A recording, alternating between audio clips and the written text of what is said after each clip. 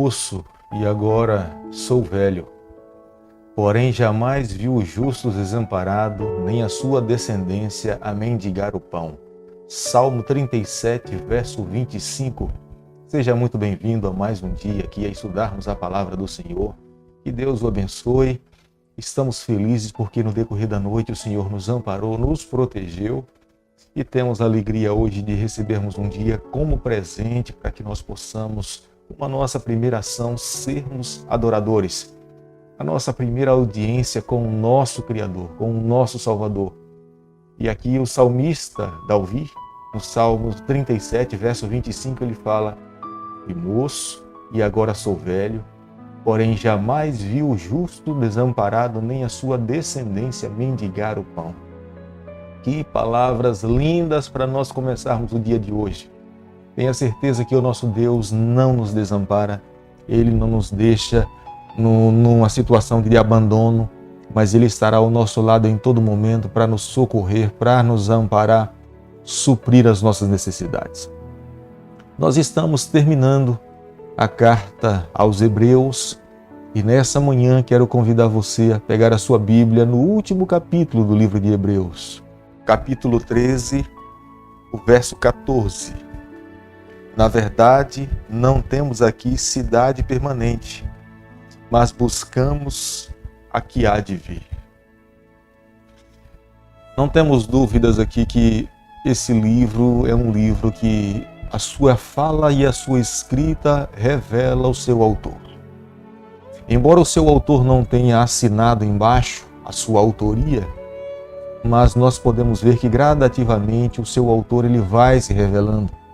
E aqui no último capítulo, confesso a você que o apóstolo Paulo ele começa a dar evidências de que ele é o autor.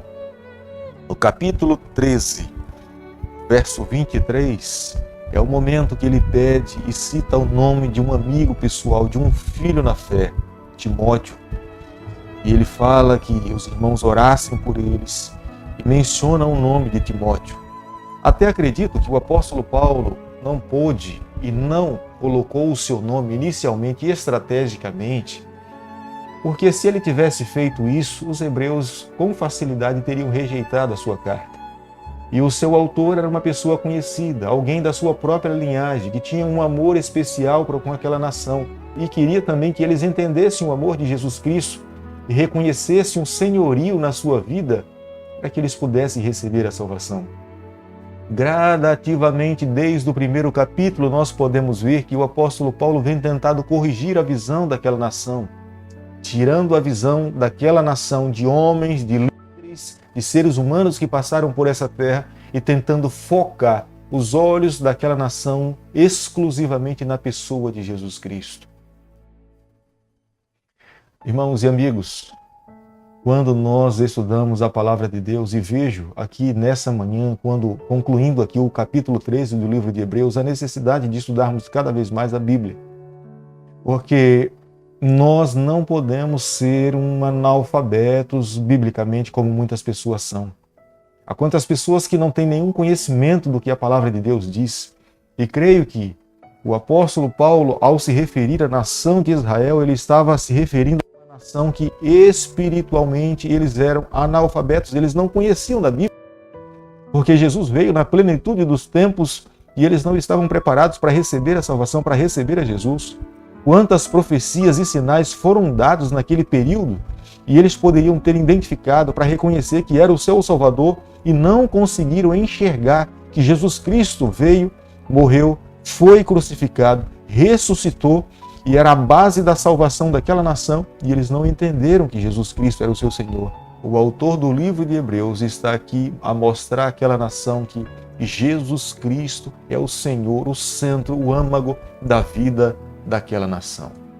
Ele encerra o seu capítulo mostrando à nação de Israel os deveres sociais e espirituais que devem reger a vida de todo verdadeiro cristão. Primeiro, o cristão deve ser constante no amor fraternal para com todas as pessoas. Nós precisamos amar a todos os filhos do Senhor.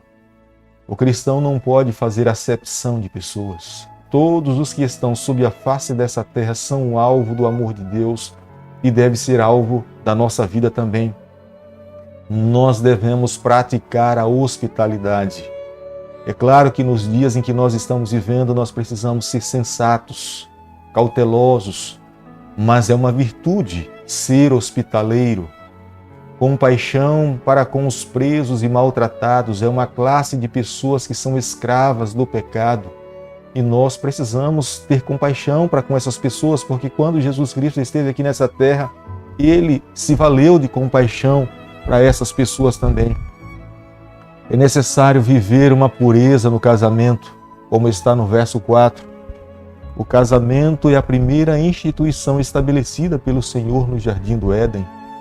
Ali abençoou um homem, abençoou uma mulher e os abençoou para que eles pudessem viver uma vida feliz. E nós precisamos entender hoje que o casamento é perpétuo, continua sendo vigente nos dias em que nós nos encontramos. Contentamento e gratidão, como nós precisamos crescer em ter uma vida alegre, feliz com o que o Senhor nos concede. Quantas pessoas vivem sempre em busca de mais e mais e para alcançar mais, muitas vezes sacrificam a vida, sacrificam a saúde, sacrificam a família, sacrificam o seu tempo, sacrificam tudo para ter mais, mas essa não é a vontade do Senhor. Nós temos que viver uma vida contente e ter um espírito de gratidão, sempre louvando a Deus em todas as coisas, viver uma vida de confiança no Senhor. Nós estamos sob essa terra, mas Deus tem o controle da nossa vida. Nós não podemos imaginar nunca que Deus perdeu o controle do planeta Terra. Os seus olhos estão sob a face dessa terra e no momento certo, na hora certa, Deus irá agir para intervir e salvar o seu povo. Nós temos que seguir os exemplos de homens e mulheres que viveram pela fé. O Senhor deixou a sua palavra para que nós pudéssemos seguir esse exemplo. Nós pudéssemos olhar para os heróis da galeria de Hebreus 11 e vermos a maneira como aqueles homens venceram pela fé e buscarmos no Senhor forças para que nós também possamos ter o nosso nome inserido nos heróis da fé como confiantes no Senhor.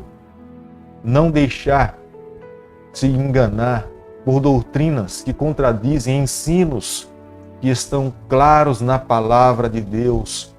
Nós estamos vivendo um momento de sacudidura no meio do povo remanescente de Deus. Aqui vai uma declaração minha, uma crença minha. Creio que a base para essa sacudidura, peneiramento, é doutrinário. Quantas pessoas estão caindo em armadilhas satânicas? Quantas pessoas estão sendo enganadas porque não conhecem a Bíblia? São analfabetos biblicamente. Poderiam e podem cada vez mais se aprofundar na palavra de Deus para não serem enganados. Nós precisamos, e ele conclui aqui as suas orientações, viver a prática do bem e a mútua cooperação. Nós precisamos viver com boas práticas diante da sociedade. Os vizinhos, amigos, conhecidos e até pessoas que não nos conhecem precisam ver em nós pessoas de boas práticas, cooperando com aqueles que necessitam e vivermos uma vida de obediência e submissão aos líderes espirituais. Como nós precisamos reconhecer aqueles líderes que foram colocados pelo Senhor. São homens que são guiados por Deus e nós temos a responsabilidade de sermos submissos a essas autoridades. Essa lista de deveres que nós encontramos no capítulo 13, no último capítulo do livro de Hebreus, nada se compara à lista de ensinamento dos fariseus e líderes da época de Jesus Cristo. Eram extremamente radicais. No sábado você não poderia fazer uma caminhada pequena porque era considerado como trabalho. No sábado você não poderia cuspir no chão porque se você cuspisse no chão você estaria regando a terra. No sábado, se você visse um animal caindo ou um animal dentro de um buraco sofrendo, você não poderia socorrer porque você estaria trabalhando. Veja que peso sofrido para a nação de Israel. Deus não queria isso. Pelo contrário, Deus esperava que a religião fosse algo alegre, feliz, de prazeroso. que o israelita e o cristão dos dias atuais pudesse viver e que não se tornasse um fardo para a vida dos seus filhos. E eu entendo que aqui no capítulo 13, o autor do livro de Hebreus quer revelar para a nação de Israel, para nós nos dias em que nós estamos vivendo, aquelas questões que ele colocou aqui. É necessário cumprir pela fé no Senhor numa vida de relacionamento com o Senhor. Quanto mais nós amarmos a Deus, nós teremos capacidade de amarmos ao nosso semelhante. Quanto mais nós amarmos a Deus e amarmos aos nossos semelhantes, nós teremos capacidade de tratarmos, de lidarmos com questões que ele colocou aqui, que é de benefício para o nosso crescimento e benefício para a sociedade também, o reino do Senhor.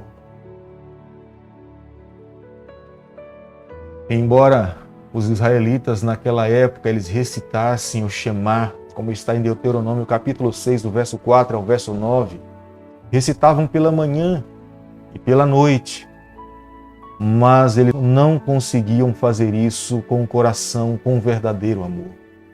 Era uma obrigação, era um dever, mas não era algo espontâneo que brotava de um relacionamento com Jesus Cristo. O amor à pessoa de Jesus deve inundar o nosso coração e se expandir para com os nossos semelhantes. Acolher, cuidar, respeitar, compartilhar são a extensão do verbo amar. Todos nós, amigos, fomos chamados para viver dessa forma, dessa maneira. Se não vivermos dessa forma, nós não temos cumprido os ensinamentos do Senhor. Entendendo uma coisa, para que nós possamos concluir aqui, como está no capítulo 13, o verso 14, na verdade não temos aqui cidade permanente, mas buscamos a que há de vir. Todos nós somos forasteiros. Os heróis da fé de Hebreus 11 eram forasteiros em busca da sua terra prometida. Nós, o povo remanescente de Deus, nós somos forasteiros nos dias atuais. Estamos em busca da nossa pátria. Nós queremos encontrar o nosso Salvador. Nós queremos viver com Ele para todo sempre. Nós queremos encontrar descanso que não temos nesse mundo de tanto sofrimento. São tantas notícias ruins. Quantas pessoas, amigos, nós temos perdido nos dias em que nós nos encontramos. Mas nós queremos um dia encontrar alívio, paz, tranquilidade nos braços e na casa do nosso Salvador Jesus.